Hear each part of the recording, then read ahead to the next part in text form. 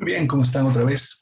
Retomemos. Habíamos hablado de esta capa externa del cerebro, como la corteza, conformada en 4 divisiones de los lóbulos y habíamos indicado las funciones generales, ¿verdad? Veamos ahora qué es lo que pasa con los hemisferios. Si miramos el cerebro de arriba, vamos a ver que hay 2 partes divididas, un hemisferio izquierdo y un hemisferio derecho. ¿Sí? Estos hemisferios se han tipificado a lo largo de la historia como un hemisferio lógico y uno más bien afectivo. De hecho, el hemisferio izquierdo es aquel donde se cimientan las funciones del lenguaje en general, de la posibilidad de comprensión de aprendizajes como los vinculados a la matemática, al cálculo, a, a la lengua en sí. Es aquí donde se cimienta, como bien dice el rótulo, el cálculo lógico, la posibilidad de análisis y comprensión lógica de lo que ocurre. Sin embargo, está fuertemente relacionado. En el cerebro tenemos conexiones tanto intrahemisféricas, ¿sí?, como interhemisféricas.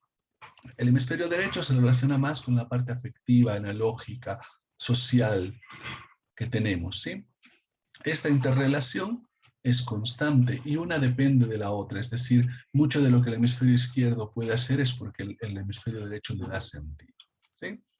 Evidentemente, aquí una curiosidad interesante es que hay diferencias en cuanto a lo que es el hemisferio izquierdo y derecho y las conexiones que tiene entre hombres y mujeres. El cerebro masculino, según reportan datos discutibles, por supuesto, Luan Brizendine, una de las autoras que podemos citar en este sentido, Gina Rippon, por otro lado, o Dick Swab, son autores que un poco plantean la idea que entre los cerebros masculino y femenino hay un dimorfismo, y este dimorfismo tiene que ver con que en el cerebro masculino habrían más, por ejemplo, entre muchas otras cosas, más conexiones de frontoparietales, es decir, del lóbulo frontal hacia el lóbulo occipital, mientras que las mujeres tendrían muchas más conexiones interhemisféricas, es decir, que atraviesan y conectan ambos hemisferios. Esto explicaría de alguna manera las diferencias que se dan entre el aprendizaje masculino y femenino, ¿sí? Como muchas otras. Hay algunas estructuras que son más grandes en hombres y en mujeres, pero lo que queda acá, más allá de la curiosidad, es que el cerebro va evolucionando siempre de la nuca hacia la frente, y en este desarrollo se va produciendo algo que se llama lateralización, es decir, que hay funciones que se van quedando bajo la tuición del hemisferio izquierdo y funciones que se van quedando bajo la tuición del hemisferio derecho, ¿sí? Esto se llama lateralidad, el proceso de lateralización. Además, la complejidad creciente, ¿de acuerdo?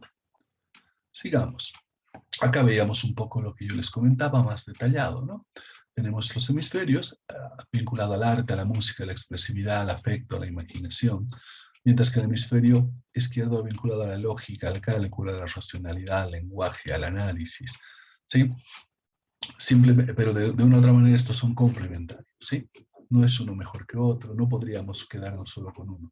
Tenemos que tener necesariamente ambos, porque ambos en su interrelación nos permiten lograr la capacidad y conocimiento que tenemos. Acá el lóbulo frontal, que yo les mencionaba que es el más evolucionado, no necesariamente el más importante, porque tiene que ver con esto que nos hace humanos, la capacidad de imaginar, ¿sí? La capacidad de fantasear, esta posibilidad de crear neorrealidades y disfrutarlas y proyectarlas. Por ejemplo, una creación puramente humana es la proyección del tiempo a eso que llamamos futuro. Y esa proyección que es fantaseada, que es imaginada, nos permite tener de alguna manera una vivencia afectiva, una vivencia de racionalidad, una vivencia de control que orienta nuestro comportamiento.